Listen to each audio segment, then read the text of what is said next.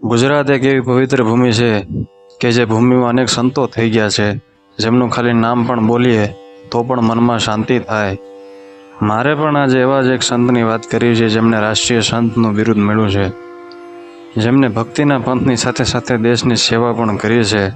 એવા જ સૌરાષ્ટ્રના એક સંત કે જેમનો આશ્રમ ભાવનગર પાસે બગદાણામાં આવેલ છે, જેમને ફક્ત ભારતમાં જ નહીં પણ આખી દુનિયામાં લોકો જાણે છે, જેમના લીધે જ બગદાણા એક ધામ બની ગયું છે, જ્યાં લાખોની સંખ્યામાં ભાવિક ભક્તો પોતાના આસ્થા અને શ્રદ્ધા લઈને આવે છે. બાપા બજરંગ બધાના દુઃખ મટાડે છે, જેમને લોકો બાપા સીતારામના હુલામણા નામથી ઓળખે છે. ઈસવીસન 1906માં બજરંગદાસ બાપાનો ચોક્કસ તારીખની માહિતી તો નથી, પણ 1906માં 9 વર્ષ હતું ત્યારે એમનો જન્મ થયેલો. રામાનંદી સાધુ હોવાના કારણે નામ રાખ્યું હતું ભક્તિરામ. નાનપણથી જ ભક્તિરામના મનમાં માતા પિતાના સંસ્કાર હતા. ખરેખર તેમના નામ પ્રમાણે જ ગુણ હતા.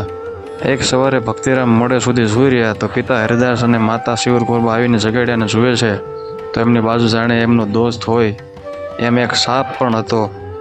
પછી એમને થયું કે જરૂર ભક્તિરામ શેષનારાયણનો અવતાર હોવો જોઈએ. ભક્તિરામને ભક્તિની એવી ભક્તિ લાગી.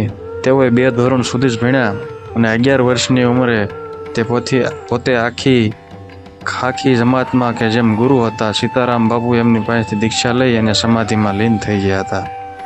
પરમ તત્વ અને યોગ સિદ્ધિનો સાક્ષાત્કાર થયો ત્યારે ગુરુ પાસે દક્ષિણા આપવા ગયા. ગુરુ શ્રી સીતારામ ભક્તિરામને ઓળખી ગયા અને કહ્યું કે ખરા ગુરુ તો તમે છો, એટલે મારે તમને આપવાનું હોય. ત્યારે ભક્તિરામ બોલ્યા કે ખરેખર જો તમે કંઈક આપવા ઈચ્છતા હોય તો એવું કંઈક આપો કે મારા રૂએ રૂએ રામનું રટણ ચાલુ જ રહે. ત્યારથી સીતારામજીએ એમનું નવું નામ બજરંગી અને કહ્યું કે જાઓ બજરંગી, હવે તમે દુનિયામાં ભ્રમણ કરી અને દીન દુખિયાની સેવા કરો અને આખા જગતમાં બજરંગદાસ બાપા તરીકે ઓળખાશો. ભક્તિરામ આખા જગતમાં બાપા બજરંગદાસ અને બાપા સીતારામ નામથી ઓળખાવા લાગ્યા. એકવાર ભ્રમણ કરતાં કરતાં બાપા મુંબઈ આવી પહોંચ્યા. ત્યાં જ લોકોને બાપાનો પરિચય થયો. બન્યું એવું કે ગોરો અમલદાર ત્યાંથી પોતાની ગાડીમાં નીકળ્યો અને રસ્તામાં બાપા અને બીજા સેવકોને પાણીની ડોલો ભરીને એક જગ્યાએ ભેગું કરતા હતા તો ગોરો અમલદાર સંતોને તેમની ભક્તિ વિશે ખરાબ બોલવા લાગ્યો અને કહ્યું, જો તમે ખરેખર સંત હોય તો ચમત્કાર બતાવો. બાપાએ એ જ વખતે ઊભા ત્યાં જ પલાઠી વાળીને બેસી ગયા અને ખાડો ખોદવા લાગ્યા અને જોતમાં ત્યાં એક ટોળું અને ભૂતુળ જોવો ઊભું થઈ ગયું.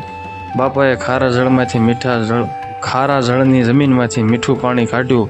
એ જોઈને ગોરો અમલદાર પણ બાપાના પગમાં પડી ગયો હતો. તો આગળની વાત પણ આવા જ વિડીયો જોવા માટે, આવી વાતોને સાંભળવા માટે અમારી આ ચેનલને સબસ્ક્રાઈબ કરો. જય માતાજી.